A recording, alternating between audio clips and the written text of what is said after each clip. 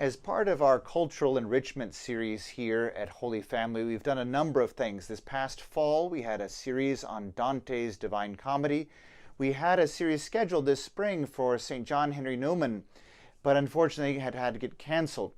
But in the meantime, we've asked parishioners to do various things to share with us their favorite piece of art, their favorite piece of music, and a little commentary just to maybe tempt you into some appreciation for some richness of art or music or literature that's out there that God wants to bless you with, that you can be inspired by it.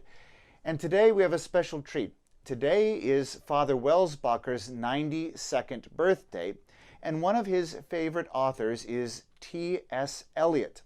Now, I didn't ask Father Welzbacher to give a whole lecture because he gets a little bit worked up about that and spends hours and hours and hours of time, even though you and I both know he's such a brilliant man, he could just speak off the cuff and we'd all be enriched by it. But we're blessed to have one of our parishioners who is a professor of literature, and he's done a wonderful meditation on T.S. Eliot's The Wasteland. It's a modern classic. And if you're not familiar with it, I hope that you watch this video and you get to know a little bit about it, and then you can speak to Father Welzbacher about one of his favorite authors. So keep Father Welzbacher in your prayers as he turns 92 today, and here, enjoy this little video about one of his favorite authors by our parishioner, Will Lasseter.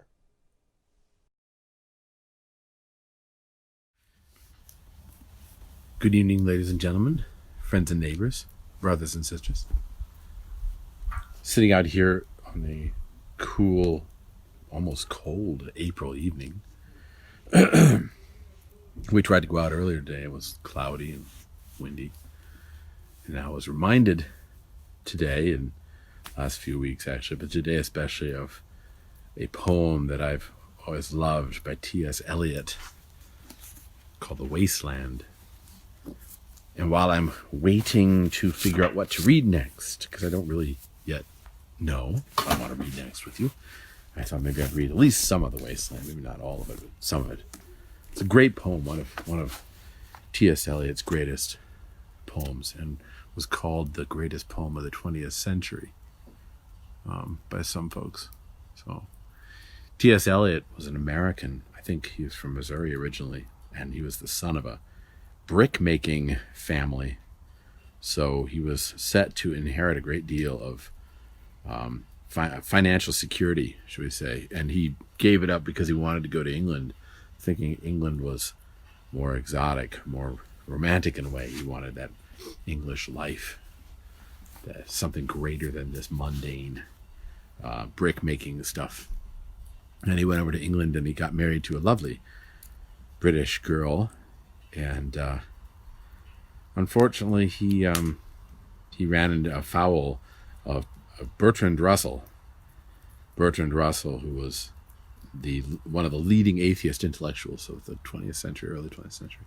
And Bertrand Russell was also quite the womanizer.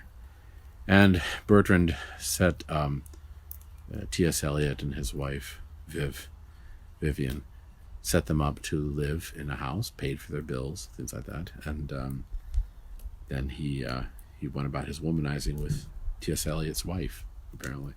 And it really, I think it hurt Eliot very badly to realize he'd not only been cuckolded, but cuckolded by the man who had taken care of them financially.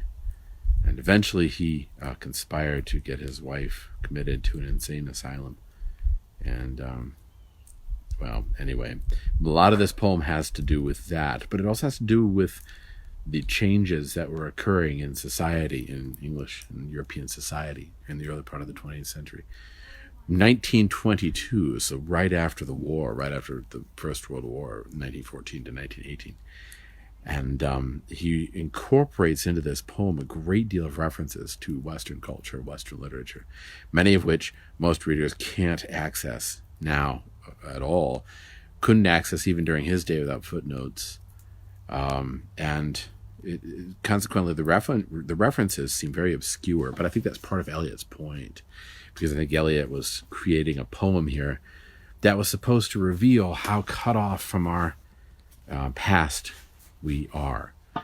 And it's like what C.S. Lewis points out with the Great Divide, not the Great Divorce, the Great Divide, where he talks about how the generations up until the 1920s shared together a heritage that goes way, way, way back, so that an ancient Greek had more in common with a man in the 1850s than a man in the 1900s had with a man in the 1930s. Lewis said there was that big a divide, cut off from our heritage and our culture. And I think Eliot felt that intensely there in England, where he thought he was going to find high culture, and he found really just misery and disappointment working as a bank clerk there in London. So he makes reference here to all sorts of works, Dante Alighieri, for instance, and he makes reference to Arthurian stories. He makes reference to Greek literature. He makes reference to Tiresias and the theme of Tiresias' conversion. He makes reference to Chaucer, one of the great English poets of the 1300s. So if one doesn't know all these references when you read this poem, the poem seems very strange and very, very obscure, especially on a first read. And even if you do know the references, there's a lot in the poem which is hard to fathom.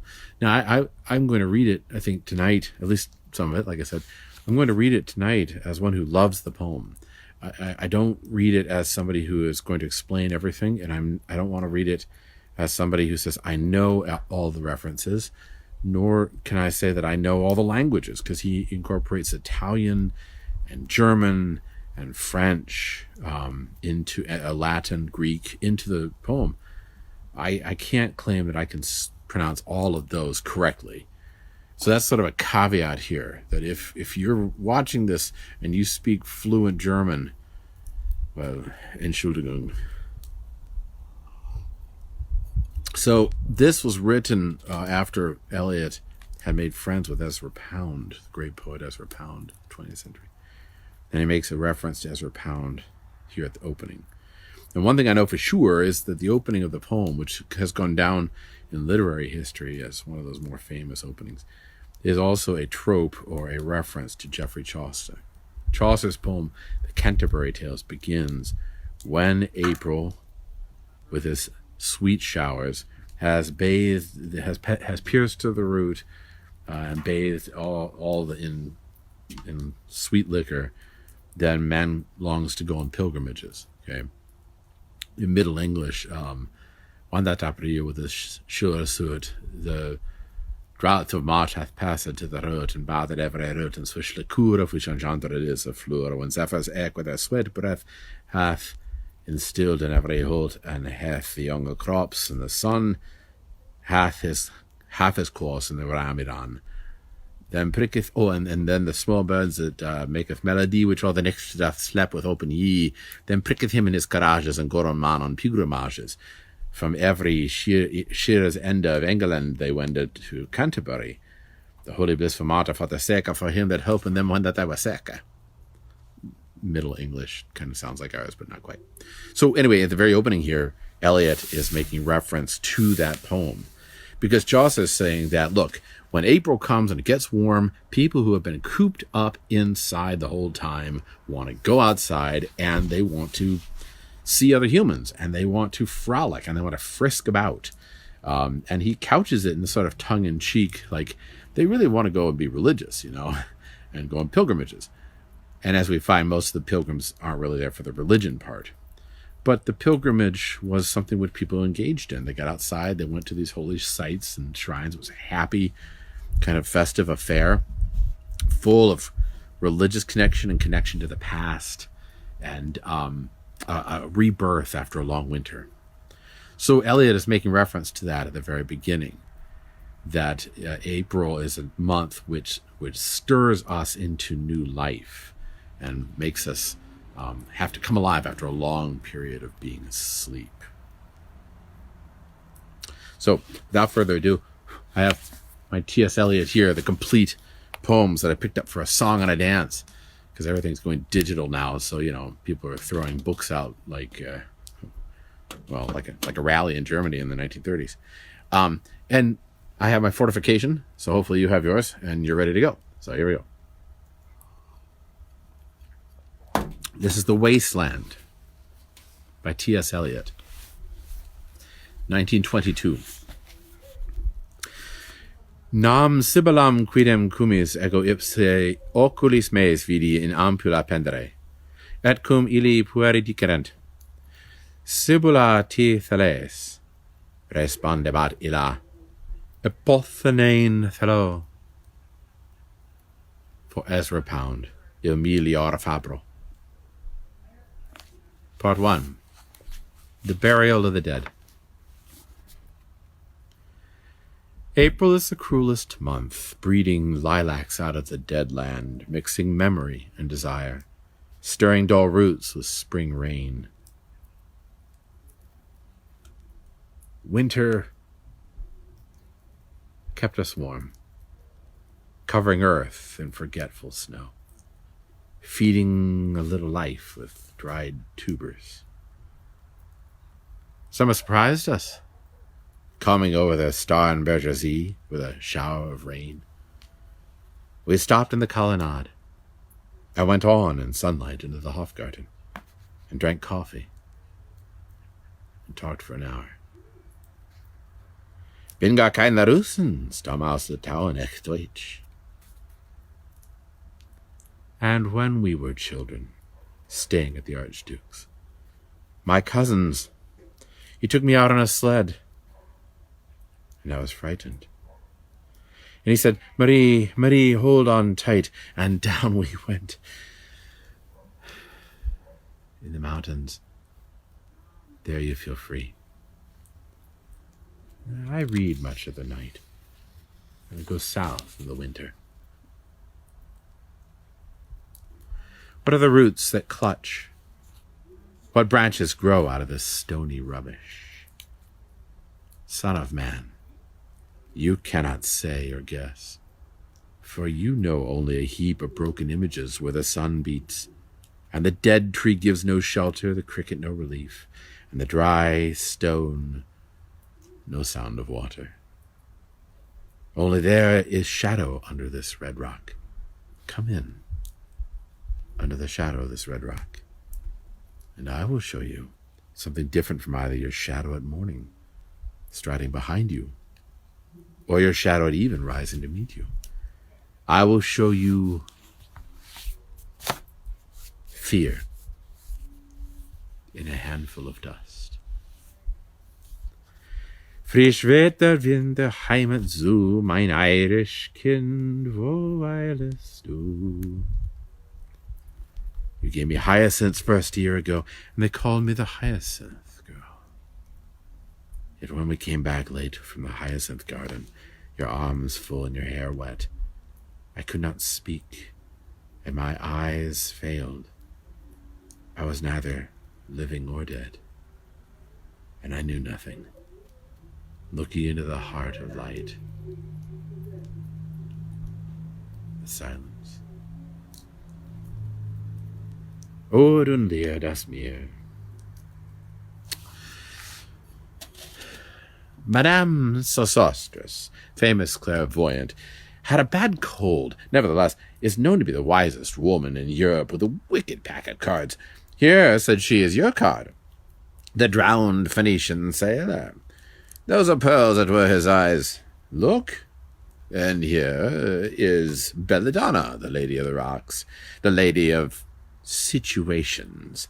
Here's the man with 3 staves, and here the wheel, and here's the one-eyed merchant, and this card, which is blank, is something he carries on his back, which I'm forbidden to see. I do not find the hanged man. Fear death by water. I see crowds of people walking round in a ring. Thank you. If you see dear Mrs. Equitone, tell her I bring the horoscope myself. One must be so careful these days.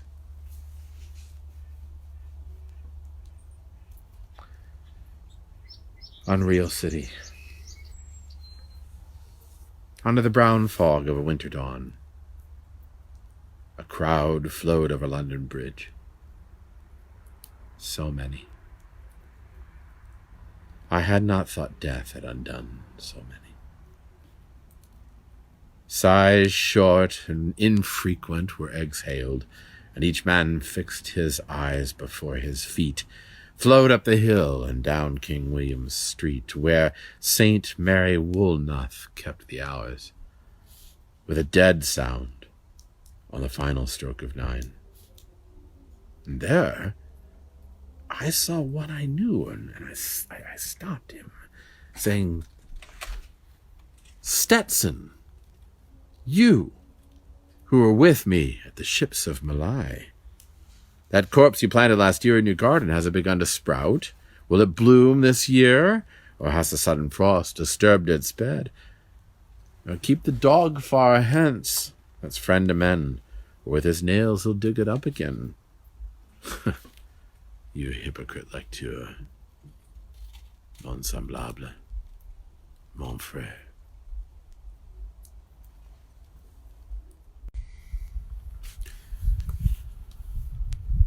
T.S. Eliot, The Wasteland. Part 2. A game of chess. The chair she sat in, like a burnished throne, glowed on the marble, with a glass held up by standards wrought with fruited vines, from which a golden Cupidon peeped out. Another hid his eyes behind his wing. Doubled the flames of 7-branched candelabra, reflecting the light upon the table, as the glitter of her jewels rose to meet it.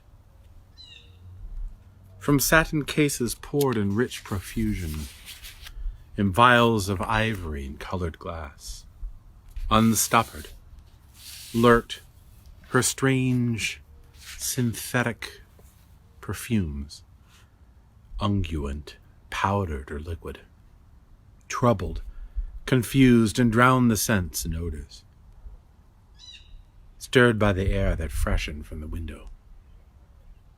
These ascended in fattening the prolonged candle flames, flung their smoke into the lacearia, stirring the pattern on the coffered ceiling. Huge seawood, fed with copper, burned green and orange, framed by the colored stone, in which, sad light, a carved dolphin swam.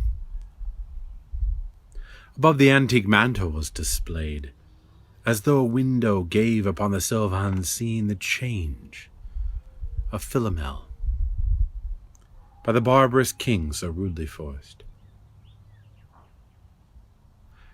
Yet there the nightingale filled all the desert with inviolable voice, and still she cried, and still the world pursues. Chug, chug, to dirty ears. And other withered stumps of time were told upon the walls. Staring forms leaned out, leaning, hushing the room enclosed. Footsteps shuffled on the stair. Under the firelight, under the brush, her hair, spread out in fiery points, glowed into words, then would be savagely still. My nerves are bad tonight. Yes, bad. Stay with me. Speak to me. Why do you never speak? Speak. What are you thinking of?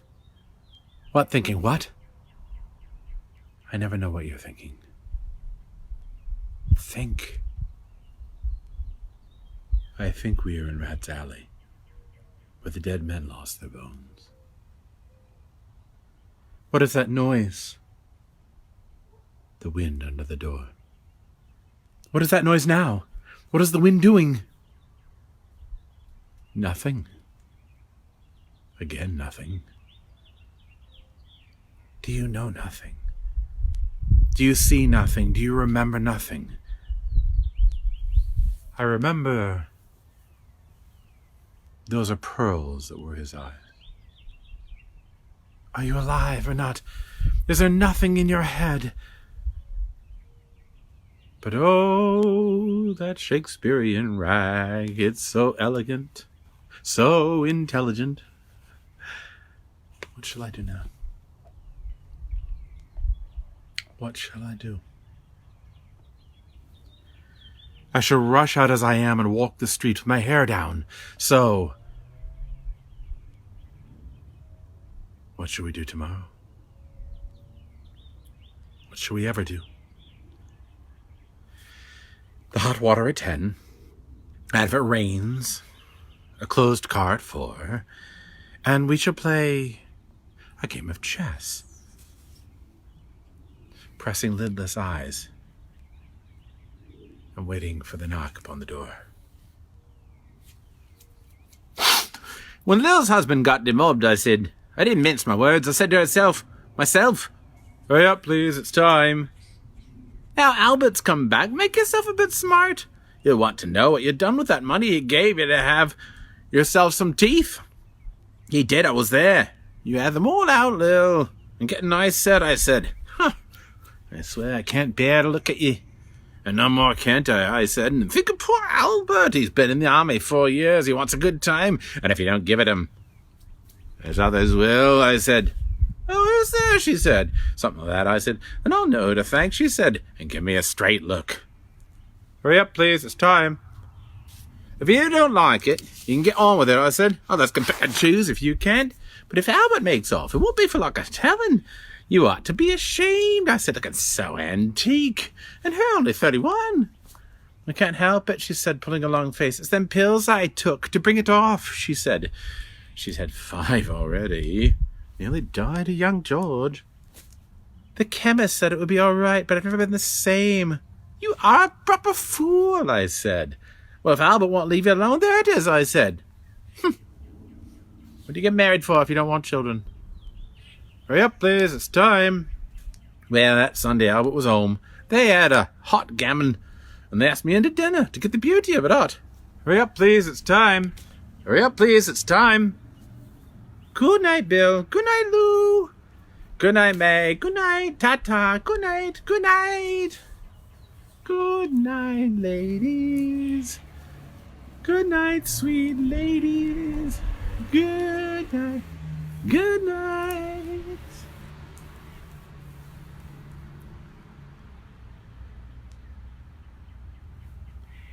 Part 3. The Fire Sermon.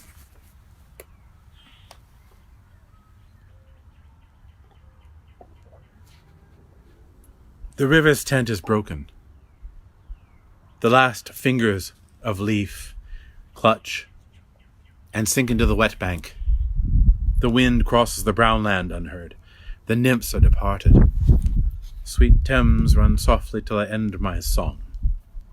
The river bears no empty bottles. Sandwich papers, silk handkerchiefs, cardboard boxes, cigarette ends, or other testimony of summer nights. The nymphs are departed. And their friends, the loitering heirs of city directors, departed, have left no address. By the waters of Leman I sat down and wept. Sweet Thames, run softly till I end my song. Sweet Thames, run softly, for I speak not loud or long. But at my back I hear, in a cold blast I hear, the rattle of bones and chuckles spread from ear to ear. A rat crept softly through the vegetation, dragging its slimy belly on the bank. While I was fishing in the Dog Canal, on a winter evening round behind the gas house, musing upon the king, my brother's wreck, and on the king, my father's death before him. White bodies naked on the low, damp ground, and bones cast in a little low, dry garret, rattled by the rat's foot only year to year. But at my back from time to time, I hear the sound of horns and motor cars, which shall bring Sweeney to Mrs. Porter in the spring. Oh, the moon shone bright on Mrs. Porter and her daughter. They washed their feet in the soda water. Et au revoir, d'enfants. chantant dans la coupole. Twit, twit, twit. Chug, chug, chug. Chug, chug, chug. So rudely forced. Tereu.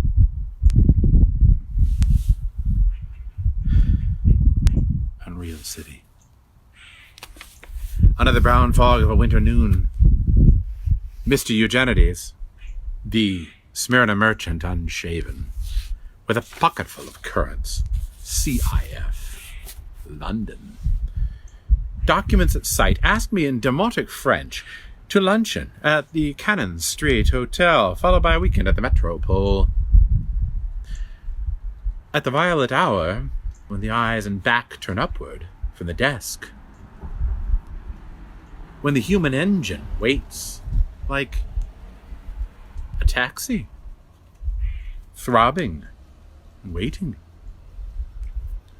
I, Tiresias, though blind, throbbing between two lives, old man with wrinkled female breasts, can see at the violet hour, the evening hour, that strives homeward and brings the sailor home from sea, the typist home at tea time, clears her breakfast, lights her stove, and lays out food in tins.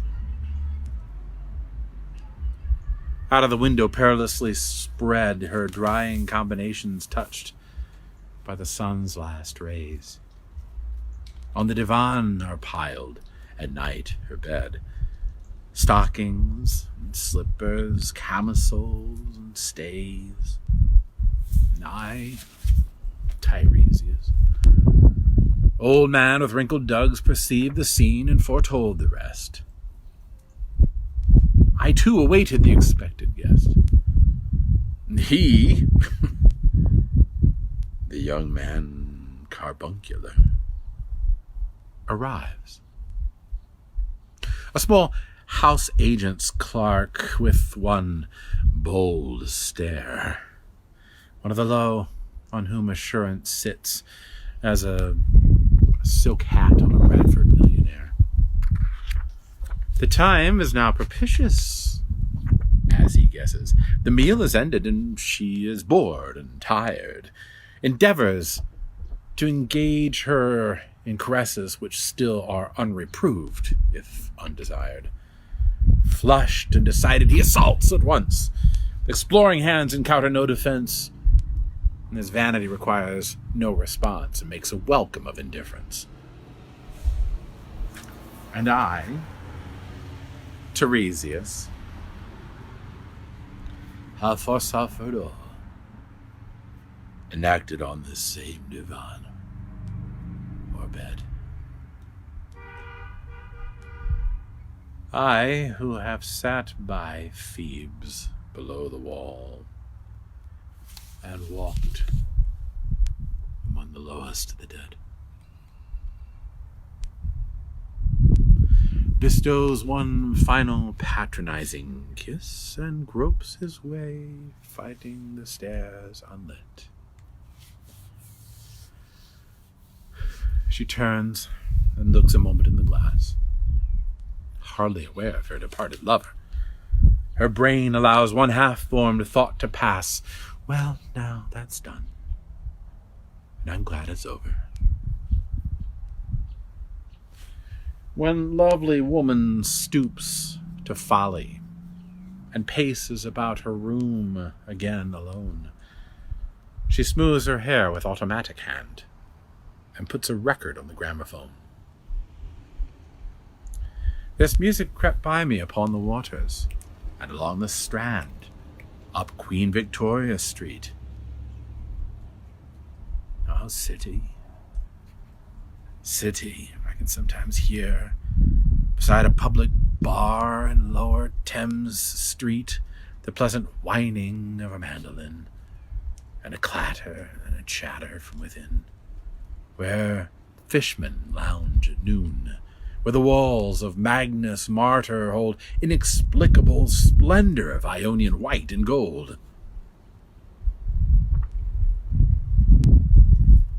The river sweats oil and tar. The barges drift with a turning tide, red sails wide to leeward swing on the heavy spar. The barges wash drifting logs down Greenwich, reach past the Isle of Dogs. Way la la la la, wa la la la la.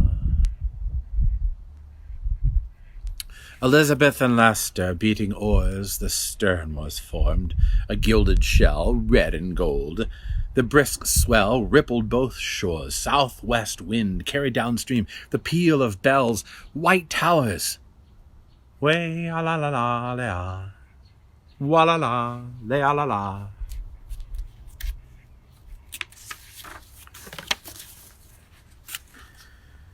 Trams and dusty trees. Highbury bore me, Richmond and Kew undid me. By Richmond I raised my knees supine on the floor of a narrow canoe. My feet are at Moorgate, my heart under my feet. After the event he wept, and he promised a new start. I made no comment. What should I resent? On Margate sands I can connect nothing with nothing, the broken fingernails of dirty hands. My people, humble people who expect nothing. La la. To Carthage then I came, burning, burning, burning, burning. O Lord, thou pluckest me out.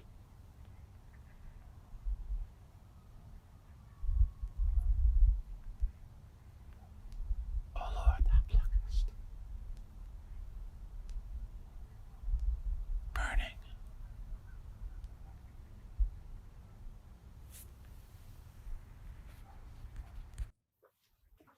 The Wasteland by T.S. Eliot. Part 4. Death by Water. Phlebas the Phoenician, a fortnight dead, forgot the cry of gulls, and the deep sea swell, and the profit and loss. A current under sea picked his bones in whispers, as he rose and fell. He passed the stages of his age and youth, entering the whirlpool. Gentile or Jew, O you who turn the wheel and look to windward, consider Phlebas, who was once handsome and tall as you.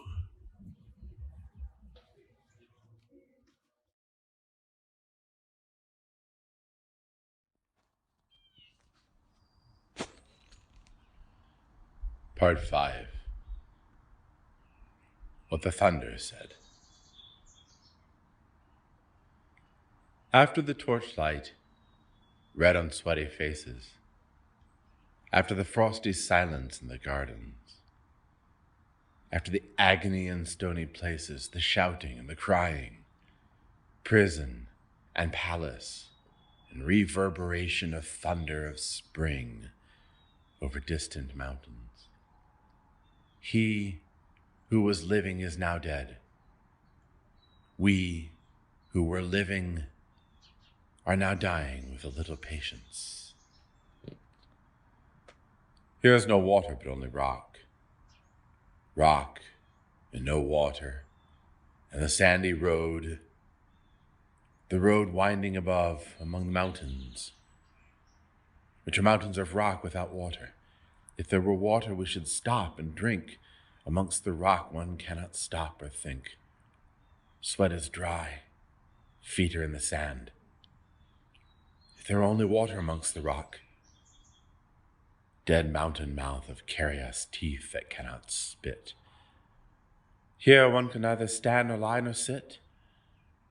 There's not even silence in the mountains. The dry, sterile thunder without rain. There's not even solitude in the mountains. But red, sullen faces sneer and snarl from doors of mud-cracked houses. If there were water and no rock, if there were rock and also water, and water, a spring, a pool among the rock. If there were the sound of water only, not the cicada and dry grass singing, but sound of water over a rock, where the hermit thrush sings and the pine trees drip, drop, drip, drop, drop, drop, drop. But there is no water.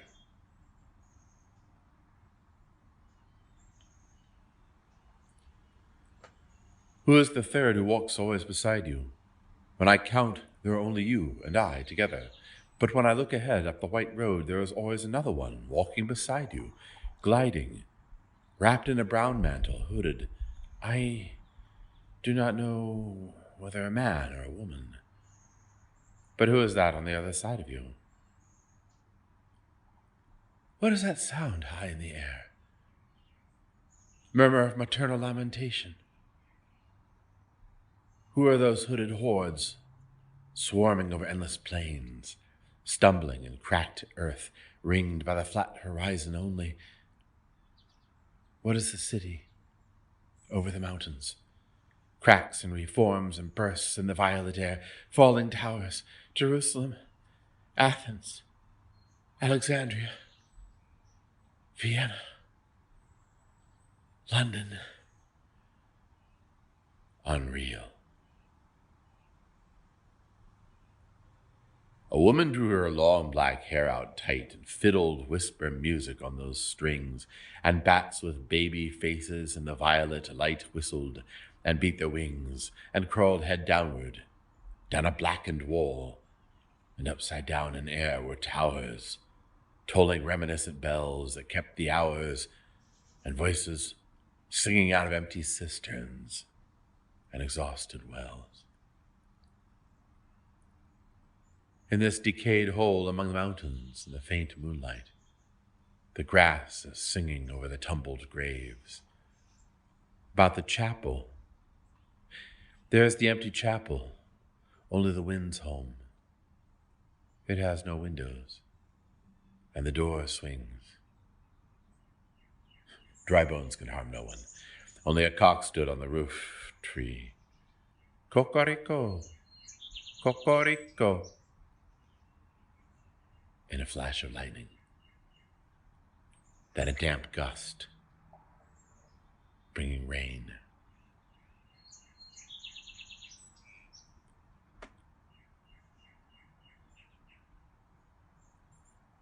Ganga was sunken, and the limp leaves waited for rain, while the black clouds gathered far distant over Himavant. The jungle crouched, humped in silence. Then spoke the thunder. Da. Ta-ta. What have we given?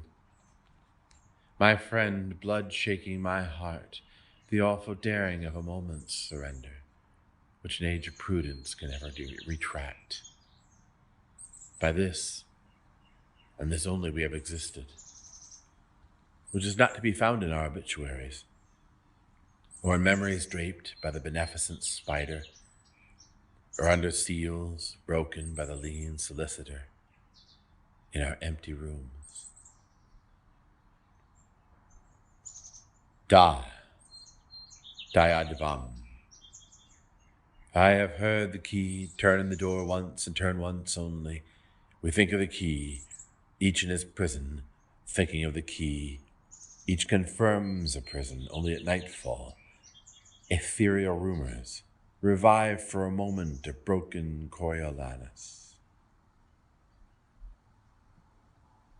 Da, Damyata. The boat responded gaily to the hand expert with sail and oar. The sea was calm.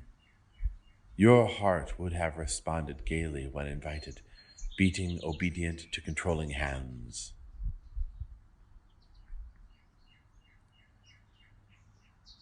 I sat upon the shore, fishing, with the arid plain behind me. Shall I at least set my lands in order? London Bridge is falling down, falling down, falling down. Quasta scorse nel fuoco c'è glia fine, quando fiammuti celadon. Oh, swallow, swallow, la pronce d'aquaten alla tua rabelier. These fragments I have shored against my ruins. Why then off with you. Hieronymo's mad again. Data, Dayadvam, Damyata, Shanti, Shanti, Shanti.